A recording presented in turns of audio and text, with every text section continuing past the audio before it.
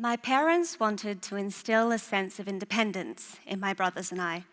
So from a young age, we were expected to cook one night a week. My eldest brother is a superb cook. My other brother is also an excellent cook, and I am an expert at making dinner reservations.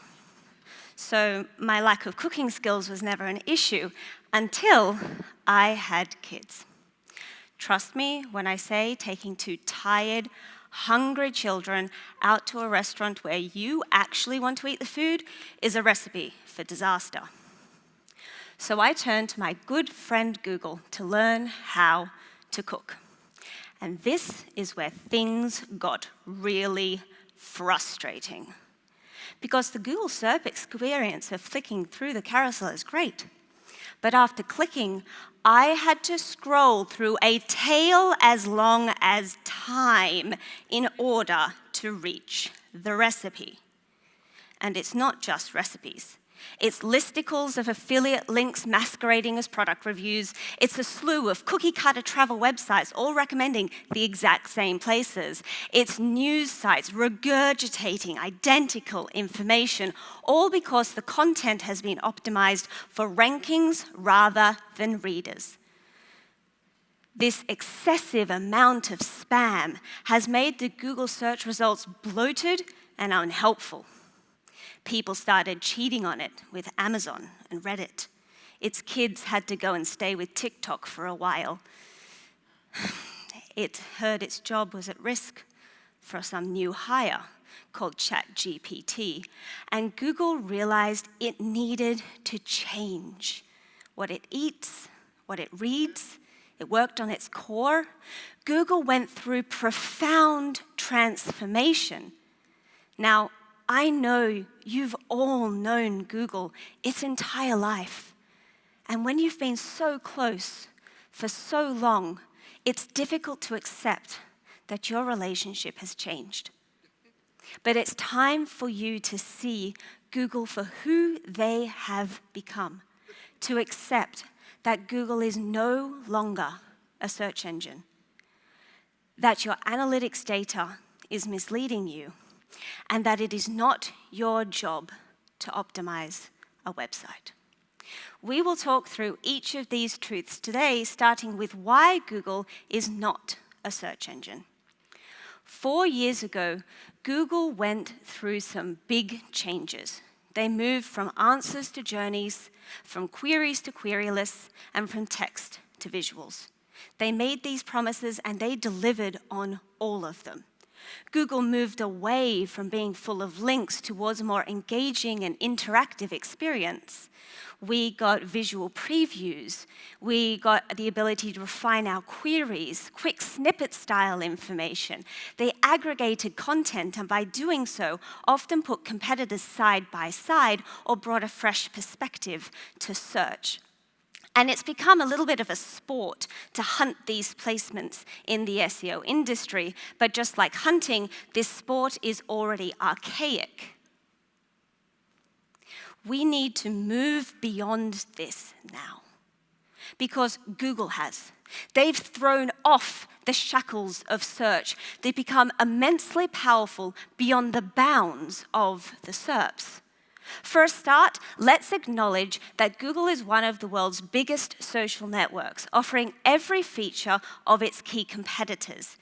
They have YouTube, so they've got video covered, and now heavily promotes Shorts to directly compete with TikToks and Reels. They've got 24-hour creative on YouTube, as well as on the open web. You can follow creators or topics through knowledge panels or through Chrome, shopping, news, maps, and other surfaces. And now people are not only turning to Facebook or TikTok, but also Discover for a personalized feed of posts, which has made Discover the 5th highest traffic social network and YouTube the 2nd. And this hidden in plain sight power of Google is not only as a social network, they are also a strong e-commerce player that, similar to Amazon, eBay, and Etsy, replaces the need for the user to visit the brand's website because the user has all of the information they need to make a purchase decision directly in Google Shopping and can do so with Buy on Google functionality. And this experience can be seamlessly accessed. Simply point Google Lens at an item of interest in a real world to find where to buy that item online with Google. Or you can use shoppable images online. You can select an element within an image in order to find related products. And Google's not shy about promoting this feature, having a shop for products in your screenshot call to action front and center on the homepage of the Google app.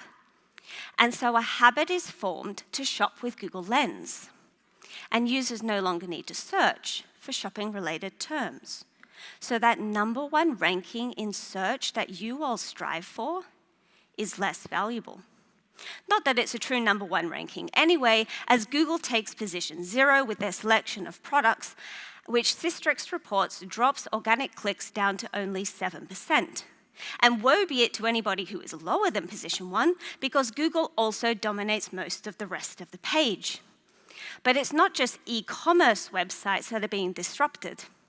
This insertion of itself between the brand and the user is also allowing Google to dwarf all others in the local directory space. Google Maps listings are often a higher driver of direct conversions than local business websites, because a habit has been formed to find and contact local businesses on Google Maps. And users no longer need to search for local directory-related terms. So that #1 ranking in search is less valuable.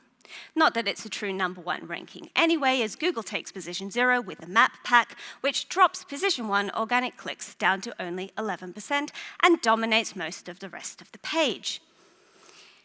Now, of course, there are industries where Google can't replace the entire website, but that does not stop them encroaching deeper down the conversion funnel in order to offer more robust ecosystem experiences that aggregate content. And by doing so, they replace the value of that industry's homepages and category pages. Just look at what they're doing in the publishing industry with news sites. Why would I, an avid newsreader, want to land here or here or here, here or here or here, when I can have a better experience here? Because a habit has been formed to read the daily headlines in the Google News app. And users no longer need to search for news-related terms. So that #1 ranking is less valuable. Not that it's a true #1 ranking anyway, as Google takes position 0 with their top stories carousel. And similar aggregation is happening in travel, in jobs, in events, and with Google stepping up its game as a personal assistant, no industry is safe. Google Assistant can already answer many queries by voice, but it is conversational AI that is changing the game outside of the SERPs with things like Bard and inside of the SERPs with SGE. And with all of this happening, I don't know exactly what the future will bring, but I promise you all it will not be more clicks on traditional blue links or classic featured snippets in search. But this is not the end of SEO. On the contrary, Google is offering us more opportunities to reach and engage our target audience, but as only for those of you who stop thinking of Google as just a search engine. Search is a single product, one of which will become increasingly less important because Google is changing the conversion path. No longer is the primary flow that the user conducts a keyword search on Google, lands on a category page, and then browses deeper page content from there. More often, Google is reaching the user before they need to search. And when the user does search, they're often immediately engulfed in an ecosystem experience where Google is acting as the category page, aggregating and displaying offers from different brands to either drop the user off right at the point of conversion or convert the user themselves on behalf of the brand. And for those of you who are up in arms about zero-click search results, maybe your gut reaction is to fight, to stand up to Google crying out, "Thou shalt not index," and have your David and Goliath moment. But it's not about you. Google doesn't want to fight you. Google's fighting the other Goliaths. Google's fighting Amazon Shopping. Google's fighting TikTok short-form videos. Google's fighting Meta for digital ad space. Google's fighting Microsoft on weekends just to keep its fitness up. Whether you allow your content to be indexed or not makes no difference to them and their plans. Google will continue to transition from being a search engine to a surface ecosystem focused on anticipating and satisfying users' needs. And if you refuse to give up control over your content, your ability to reach and engage your target audience will be usurped by competitors who will. Ultimately, you need to be where your audience is in order to enter their consideration set. And your audience will be on Google surfaces. So the alternative is to optimize for these ecosystem experiences, which does present a real threat. It will lead us to being even more dependent on and vulnerable to the actions of Google, which often de-emphasize the importance of individual brand identity. But ignoring Google won't make it go away. Whether you choose to integrate with Google experiences or not does not stop them existing and does not stop them impacting your brand. We have to acknowledge that as content creators, we've lost control of distribution to Google, and that over time, they will continue to offer a better user experience due to their deep roots in technology, aggregation capabilities, and knowledge of the user. And we can't wrestle back control by building better websites. So this requires us to refocus on the true value we as brands provide. A page on your website was never the product of your business. It is not in and of itself valuable to audiences. The value of a brand is its content, whether that be words in an article, the story of a video, or a curated product or service offering. It's not the job of an SEO to rank web pages in search. It is to distribute content across the Google ecosystem in a way that grows visibility and builds your brand, which when done well will ultimately lead to more revenue, and that is why you made the content in the first place. But maybe you're thinking, if these ecosystem experiences are so powerful, why don't I see more traffic and conversions from them in my Google Analytics? Well, it's because half of you no longer log into Analytics because GA4. And for those of you who do, analytics tools misrepresent SEO impact by attributing the vast majority of sessions driven by Google surfaces to Google Organic. This is often equated to mean clicks from search, but this is not the reality. Surfaces such as Maps, Shopping, and the Play Store all natively track under Google Organic. This is easily mitigated through UTM tagging, but what about those links you can't UTM tag? Like your image URLs. Visual search queries are ever growing, spurred on by convenient location placements. They are right there in the search bar, as well as in Google Images, Photos, Assistant. They've got their standalone Lens app. Plus, for Pixel phone users, Lens is right there in the camera application. But all of these touch points track under Google Organic. Indexable articles that comply with Google News content policies, especially in combination with Google Publisher Center, are prolifically accessible across the Google ecosystem. They've got their own tab, site, and app, as well as coveted placements in Universal Search, YouTube, Google Assistant, and Google Discover. So that's 6 different source mediums we could gain visibility on, including Google Organic. And we can't speak about prolific accessibility without another mention of Discover, which gets the prime spot on the Google app when you open a new tab in Chrome or when you swipe right on some phones. And again, you'll get a variety of different tracking points, one of which is Google Organic. And now we have Bard and SGE. How are these going to impact your businesses? Well, Google's not going to tell you, because Bard tracks under Direct and SGE tracks under Google Organic. But this isn't surprising, because even the traditional blue links don't track as you would expect, because of course much of that traffic tracks under Google Organic. But if you use the Android app quick search box, it's actually over in Direct. And I could go on. But the key takeaway here is that when you look at Google Organic, you are not only looking at search. And when you're not looking at Google Organic, sometimes you are looking at search. But this is only one piece of the puzzle. To track the impact of SEO, you need to extend your reporting beyond the bounds of Google Analytics. You need to understand all of your touch points. You need to understand all of the places. How is your brand being seen on TikTok, in Bard? How is this contributing to people listening to your podcasts, downloading your app, visiting your physical store, or other engagements due to being seen on Google surfaces?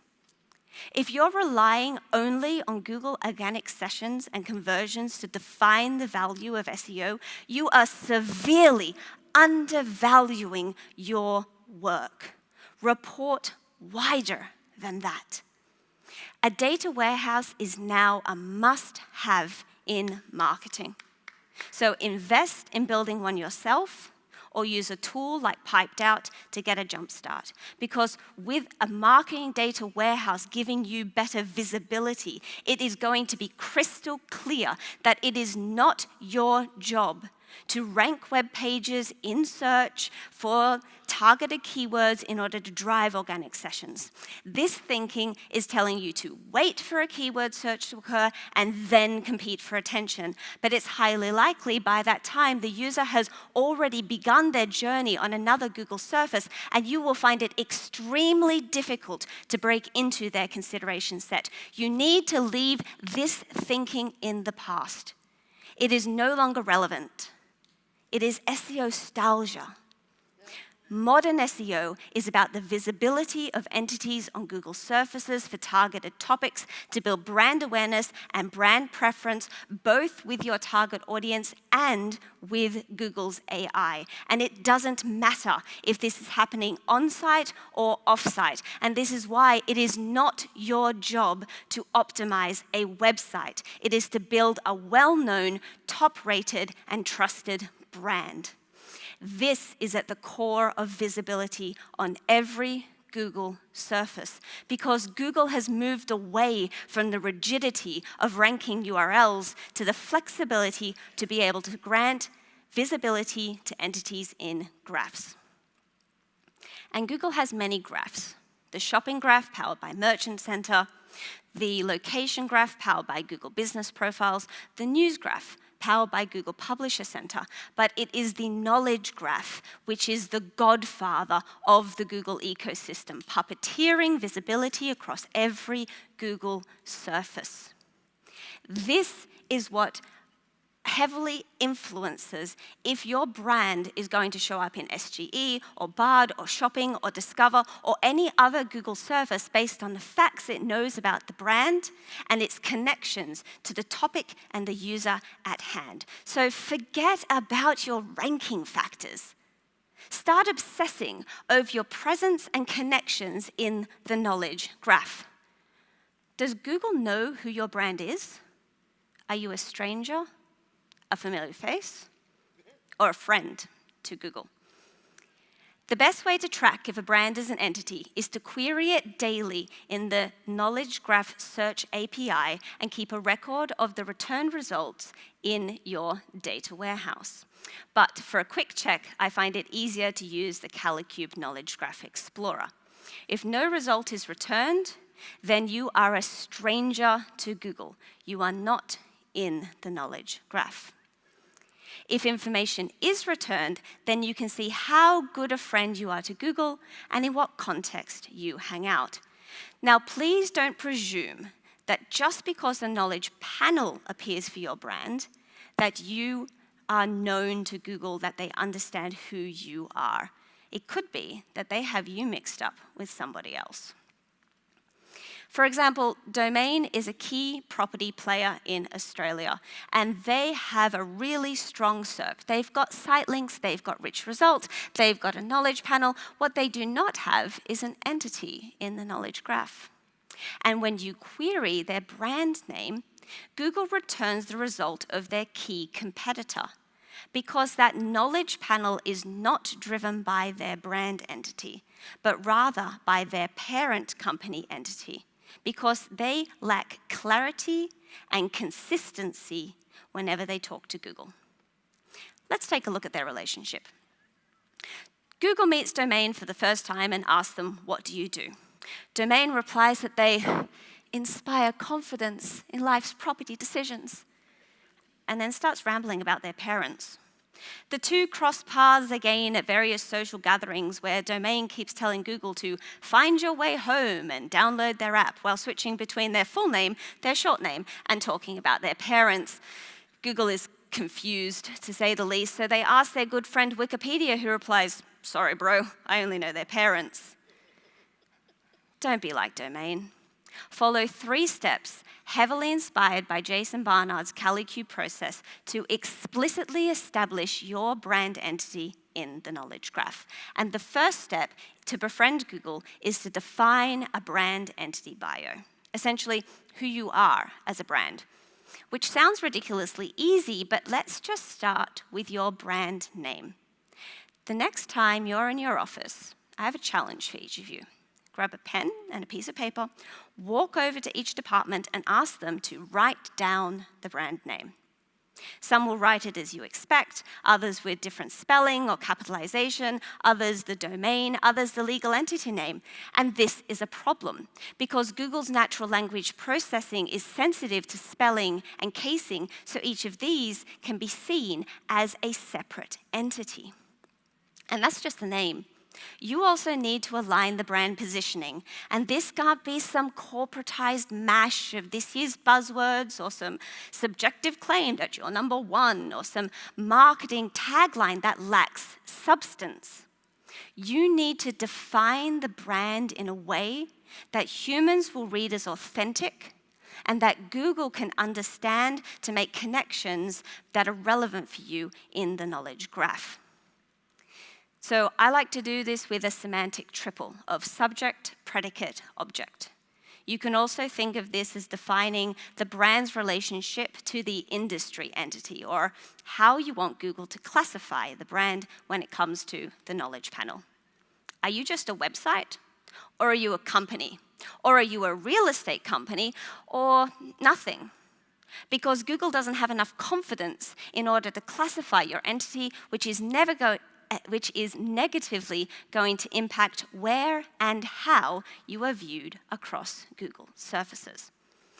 Now, in our real estate case, the best semantic triple is going to be to say, brand is a real estate company, but this is pretty dry for humans, so we're going to add in our unique selling proposition, the one most persuasive reason why your customer should choose you.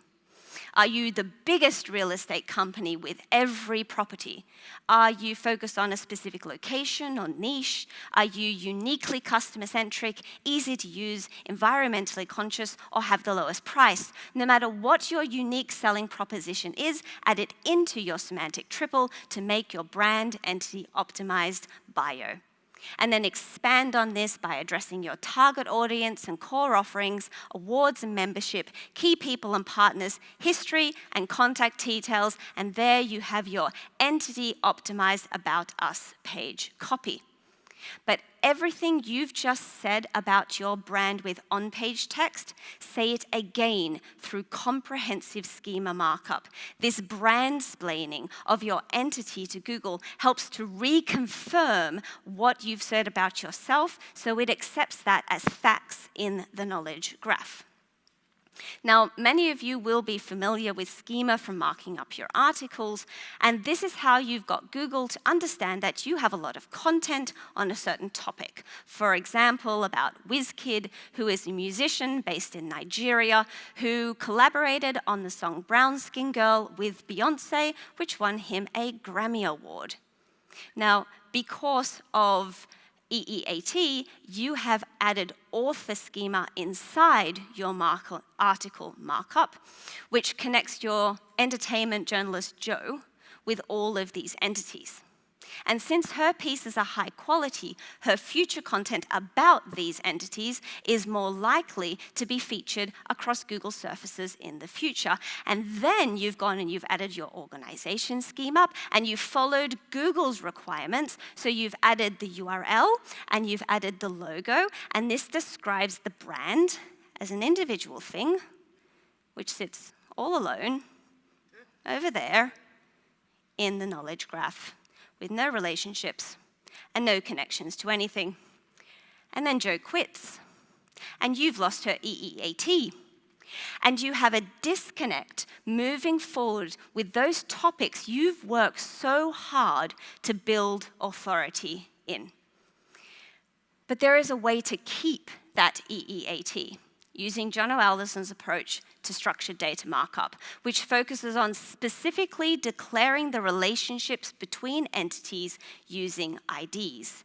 So by doing this with a graph-based script on every page of your website, you can help Google to understand that that article by the author is on a web page, which is part of a website, which is published by a brand.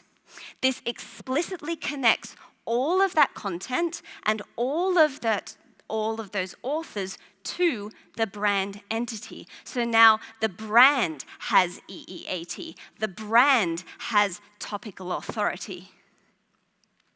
But we can make it even stronger. We can go beyond those Google recommended fields to connect even more entities to our brand entity. We can make it explicit that those authors are employees of the company. We can add in our parent company organizations, our member organizations, our founder. We can add in awards we've won. Use their popularity to boost yours by association. But schema doesn't only help you build these relationships on-site, it can also help you off-site. So it can help disambiguate mentions of your brand, both in text as well as in images, and it can consolidate brand assets under that one clear entity using the same as property. So this is not just for your social media profiles. Put in all of your brand assets. You can have your Wikipedia page in there, you can have your Google business profile in there, you can have your knowledge panel URL in there. This should be a long list. And if it is not, then it is time to arrange more get-togethers with Google. On average, an entity needs over 30 meaningful touch points with Google in order to become an entity. So let's look at ways you can orchestrate these encounters under the condition that every connection should consistently corroborate what you have already said about yourself. This gives Google greater confidence that their knowledge about you is accurate.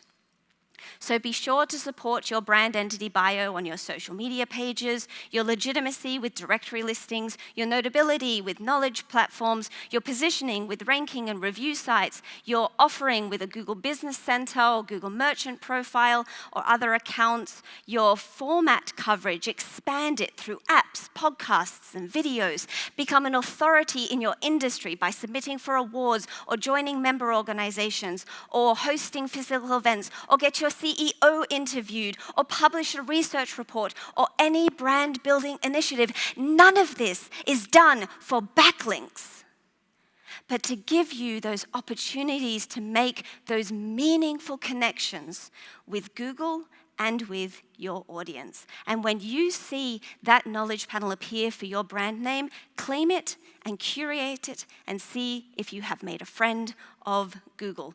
Because if Google has a choice between two equal pieces of content, and one is from a friend who they know is an expert on that topic, and the other is from someone they've just heard of in passing, of course, Google is going to choose the brand that it trusts. Only once your brand is an entity can EEAT signals be fully applied.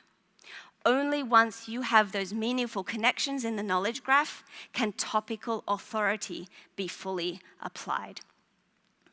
So, forget what you used to know about SEO. Throw your outdated KPIs out the window. Stop being a faceless website. Make your entity a brand fluencer.